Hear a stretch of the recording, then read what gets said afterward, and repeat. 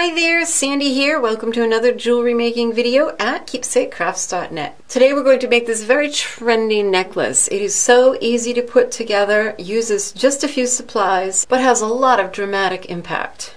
I just love projects where you can use just a few supplies and yet get a really striking, elegant look.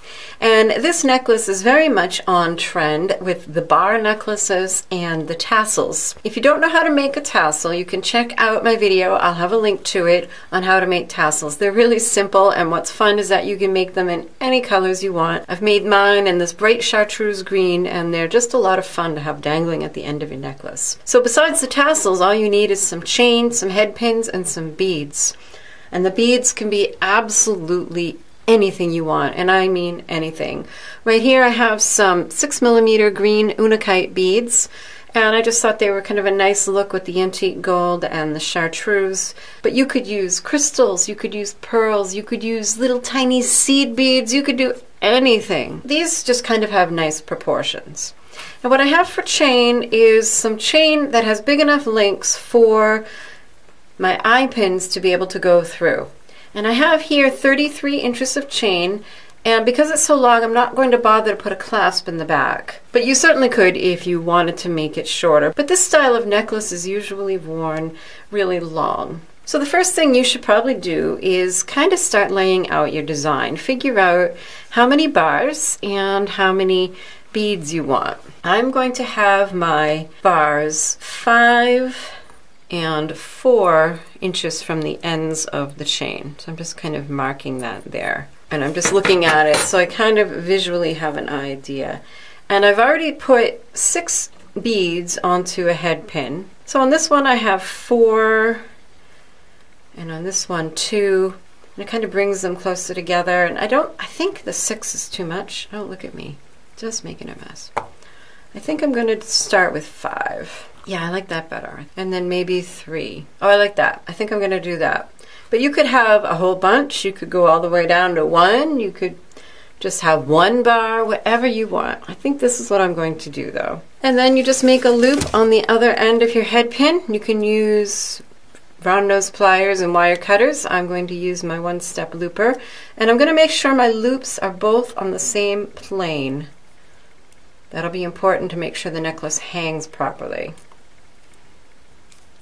So if you're looking through the hole of one, you're looking through the hole of the other. And I'll do the same on this one. These are 1-step loopers. It's an awesome tool, and I'll have a link to these on my blog post. And by the way, every project video I make has an accompanying blog post with a list of supplies and links to products. So you can always find that in the description box.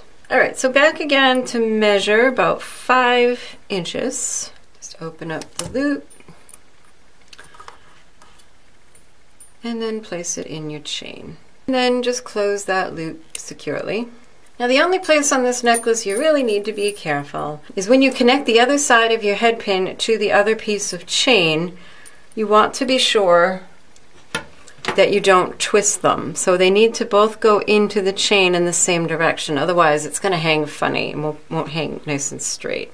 So there's that. And then you can just go ahead and repeat to add your other one wherever it looks good to you. It might look good further down. It's a good idea to make visual decisions visually. So I'm just going to lay this out. Put on the tassels. And decide where I think that looks good. And I'm thinking I want another thing of beads. Yeah, I like that. So here I've got my beads on the eye pins all attached, and just a quick tip for you, you'll want to be sure to count the number of links of chain in between each of them so that you can get them evenly spaced. And then just add your tassels by their jump rings and your necklace is all done. So I hope I've inspired and encouraged you with this design. If you've benefited from my videos, I hope you'll consider becoming a patron. You can support these tutorials with $1 a month or whatever you can afford. In fact, I want to give a big shout out to my newest patron, Annette Packer, for her generous support. Thank you so much, Annette. I really appreciate you. Be sure to subscribe if you haven't already. Take a peek at my Patreon page for how you can get great rewards and help support these tutorials. Happy creating. Bye-bye.